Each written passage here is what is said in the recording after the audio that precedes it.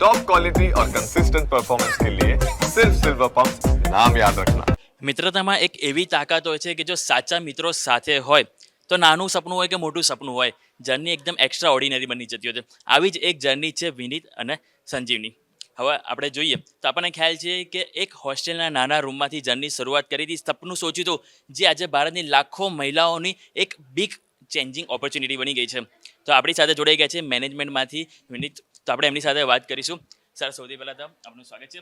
और हमारा सौથી पहलो मेन जो सबसे पहला जो क्वेश्चन है वो है कि Bharat vision focus and second कि वुमन एंटरप्रेन्योरशिप, ये दो चीज़ आपने जो सोचा है तो ये आइडिया कहाँ से आया और ऐसी कौन सी लाइव आपकी जो एक इंसिडेंट बना था कि जिसने इस पर्टिकुलर को डायरेक्शन दी?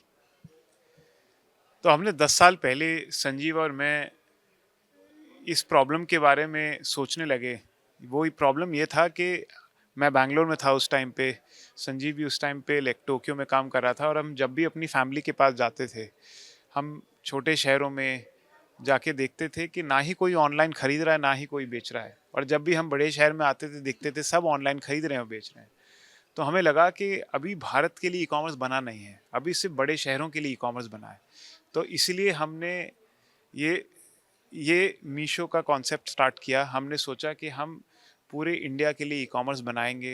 हमारा मिशन बहुत सिंपल है, how do we democratize internet commerce for everyone, हर कस्टमर, हर बिजनेस, हर लॉजिस्टिक्स कंपनी तक इंडिया में ई कॉमर्स ले जाने का। तो हमने तब ये बिज़नेस स्टार्ट किया। फिर हमने कहा कि आज लोग क्यों नहीं खरीदते हैं। हमने देखा कि सबसे बड़ी प्रॉब्लम उस टाइम पे थी कि लोगों के फ़ोन पे सिर्फ एक ऐप होता था, वो था व्हाट्सएप, और लोग और कोई ऐप डाउनलोड करने को तैयार ही नहीं थे। तो हमने सबसे पहला इनोवेशन किया, हम ई कॉमर्स को व्हाट्सएप पर लेके गए, और उसके लिए हमने विमेन एंटरप्रेन्योर्स की हेल्प ली, और वो बिज़नेस मॉडल काफ़ी सक्सेसफुल हुआ।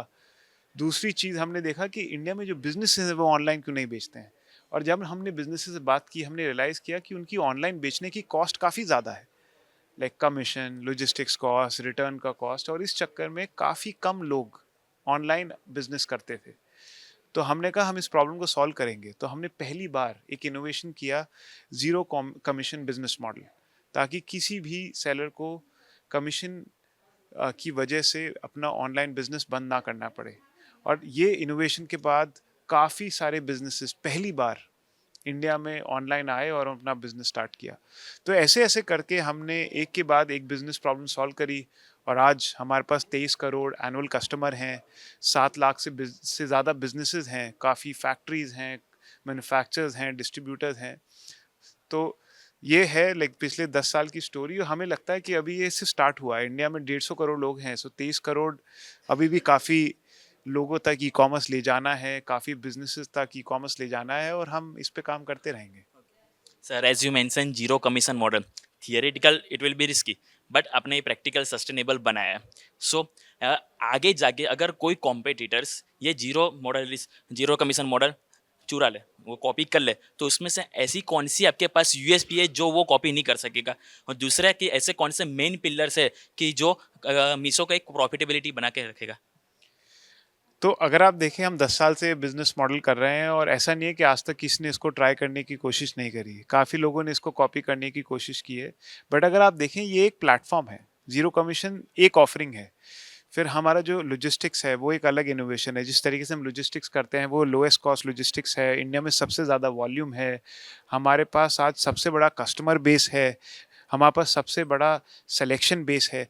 तो ये सारी की सारी चीज़ें हमारे वैल्यू प्रोपोजिशन को इम्प्रूव करती हैं, और हम इसको और इम्प्रूव करते जा रहे हैं। AI/ML जो हमने टेक्नोलॉजी इन्वेस्टमेंट किया है उसमें भी हमने काफ़ी state of the art AI model बनाए हैं।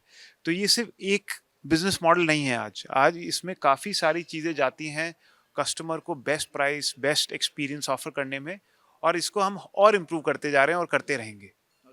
And sir, as you mention WhatsApp business, अगर मान लो कि कल जाके व्हाट्सअप, इंस्टाग्राम और जो मेन मेजर प्लेटफॉर्म है उन्होंने कोई पॉलिसी चेंजेस की, तो मीशो के पास बैकअप इकोसिस्टम क्या है?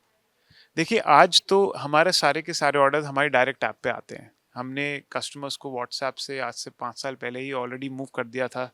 तो कोई सी भी पॉलिसी चेंज का हम पर कोई इम्पैक्ट हो ही नहीं सकता है। हमारे सारे कस्टमर्स आज मीशो की ऐप पर आके डायरेक्टली अपना सामान खरीदते हैं। तो ये हमारा कोई रिस्क है नहीं।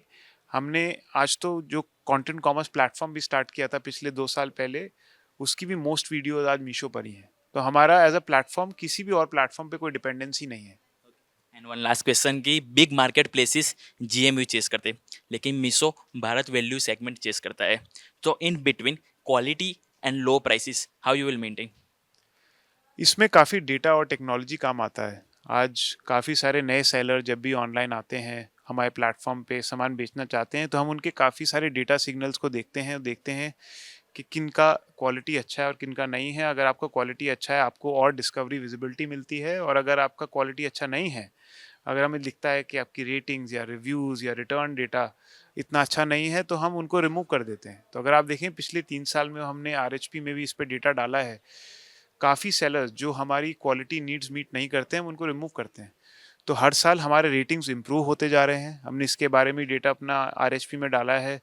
मीशो का प्ले स्टोर पर रेटिंग हर साल इम्प्रूव हो रहा है। हमारी ऐप पर जो क्वालिटी रेटिंग है वो हर साल इम्प्रूव हो रहा है। जैसे जैसे मीशो के बाद और डेटा आता है, हम उसको इम्प्रूव करते रहेंगे, और आगे भी इस पे हम इन्वेस्टमेंट करते रहते हैं। Congratulations and wish you all the best for the IPO. Thank you. Yes.